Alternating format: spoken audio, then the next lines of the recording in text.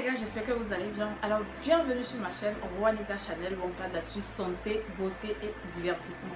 Si c'est votre première fois sur ma chaîne, mais qu'est-ce que vous attendez? Abonnez-vous juste là et activez la cloche de notification pour ne rien manquer de mes prochaines vidéos.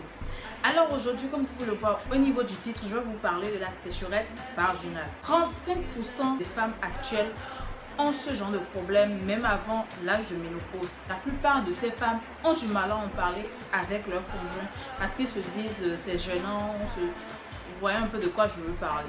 Aujourd'hui, je vais vous donner plus d'explications sur la sécheresse vaginale et vous dire quelles sont les causes, les conséquences et enfin vous donner quelques solutions pour en finir. Quand on parle de sécheresse vaginale, c'est quand le vagin n'arrive pas correctement à s'hydrater.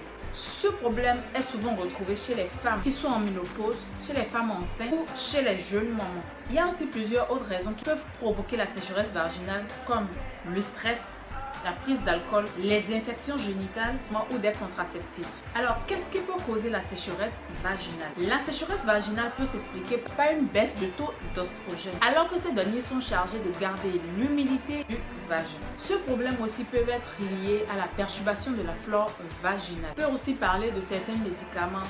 Et pour aller un peu plus dans le vif du sujet, je peux dire aussi que c'est un problème de préliminaire pendant les rapports sexuels. Quand vous atteignez l'âge de ménopause, vous avez ce problème, vous ressentez la sécheresse vaginale. La ménopause cause souvent la sécheresse vaginale parce qu'elle est liée à l'atrophie de la muqueuse vaginale qui devient moins humide, moins épais, plus rigide avec souvent des sensations de déchirure. Chez certaines femmes, cette sécheresse peut altérer la libido. Voici les symptômes. Alors vous vous demandez comment reconnaître qu'on a un problème de sécheresse vaginale. La sécheresse vaginale se manifeste par un manque d'hydratation du vagin. Parmi les signes, vous avez les rongeurs au niveau des organes génitaux externes, des démangeaisons, des irritations ou une inflammation locale. Voici quelques traitements que vous pouvez utiliser et qui vous feront vraiment. Alors, il est nécessaire, comme vous pouvez le savoir, de retrouver dans les pharmacies des lubrifiants qui pourront vous aider. Quand vous êtes en âge de ménopause, vous pouvez pratiquer un traitement hormonal substitutif. Il existe également des traitements à base d'oestrogène que vous pouvez appliquer sous forme de crème, de gel ou d'ovule.